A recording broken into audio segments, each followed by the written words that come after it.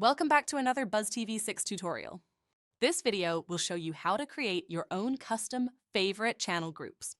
Just a reminder, the BuzzTV 6 app is currently available exclusively on the PowerStation 6 and L1 models. Let's get started on creating your personalized channel groups. First, while you're in the Live TV section, press the OK button on your remote to open the channel list. From the channel list, press the left arrow button twice to navigate to the Favorite Groups menu. Within the Favorite Groups menu, you can create a new custom group. First, select the Add Group option. Then you'll be prompted to give your new group a name. Once you've named your group, navigate to your newly created group and select Add Channels. Now, you can browse through the channel list and choose all the channels you want to include in your new custom group. After selecting your channels, press the green color button on your remote to save your changes. You've now made a new group that you will find within your categories.